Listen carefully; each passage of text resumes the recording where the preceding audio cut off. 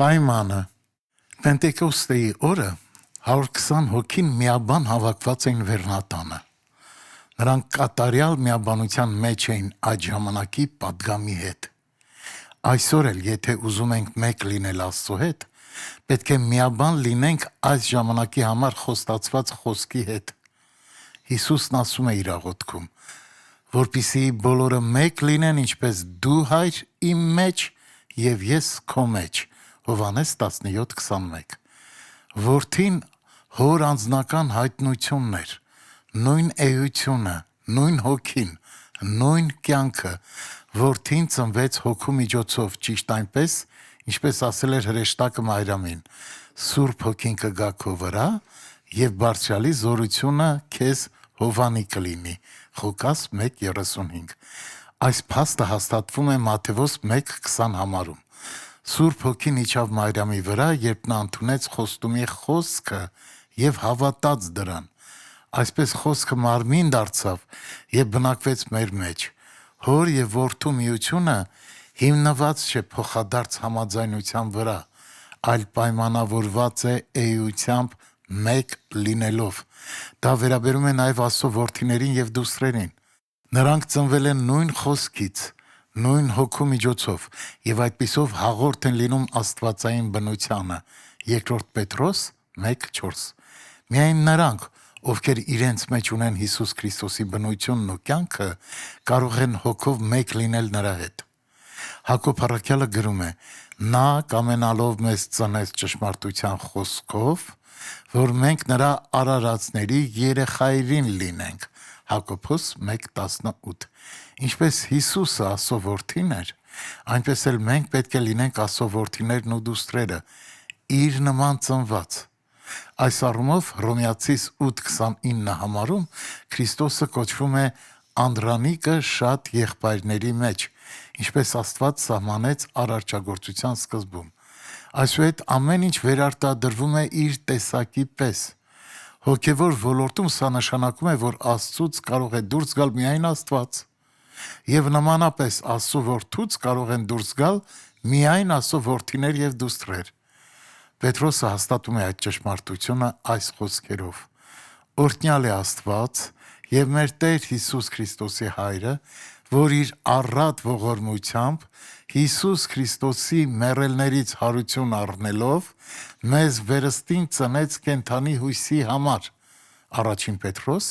1:3։ Հիսուսը կարող էր ասել. ով ինձ տեսավ, հորը տեսավ, Հովհաննես 14:9։ Տղամարդու եւ կնոջ մասին գրված է. երկուսը մեկ մարմին կլինեն, Ծննդոց 2:24։ Բայց ոչ մի մարդ չի կարող ասել, ով ինձ տեսնում է, իմ կնոջն է տեսնում։ Հոգևոր միաբանությունը, որի մասին խոսում է Հիսուսը, չի նշանակում, որ մենք պետք է համաձայնության գանք կամ միանանք, այլ խոսքը վերաբերում է նույն էությունն ունենալուն, որը թեև տարբեր կերպ է արտահայտվում։ Ոչ ոք չի կարող միանալ Աստծո եկեղեցուն։ Մենք պետք է ծնվենք նրա մեջ, մկրտվենք նրա մեջ, կնքվենք նրա մեջ։ Վերադառնանք Հովհաննես 17:21 համարում ասվածին, որպեսզի բոլորը մեկ լինեն, ինչպես դու, Հայր, իմ մեջ եւ ես քո մեջ, որպեսզի նրանք էլ մեր մեջ մեկ լինեն։ Սրանում է աստվածային միության խորհուրդը Աստված Քրիստոսի մեջ, Քրիստոսը եկեղեցու։ Այս գլխում Հիսուսը չի քարոզում, նա աղոթում է։ Դրա համար նրա այդ խոսքերին պետք է ուշադրություն դարձնել աղոթքի մեջ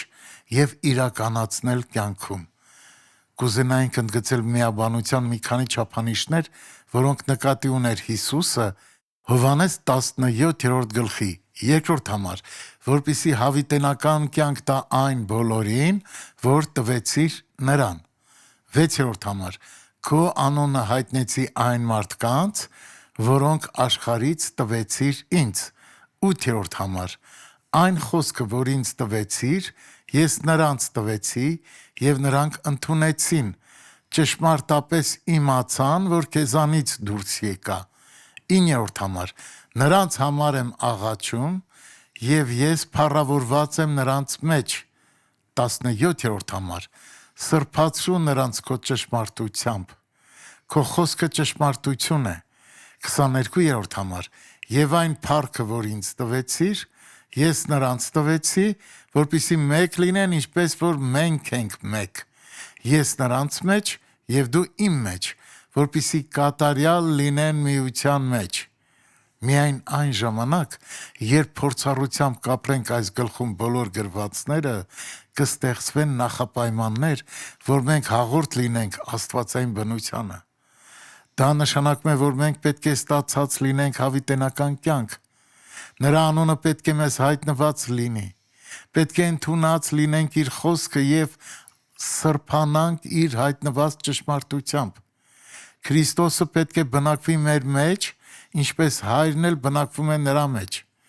Միայն այսպիսով կարող ենք հասնել կատարյալ հոգևոր միաբանության։ Անհրաժեշտ է ունենալ Աստվածային հայտնությունը հստակորեն սա հասկանալու համար, եւ մենք նրա շնորհքի կարիքն ունենք, որպեսզի այն ապրենք փորձառությամբ։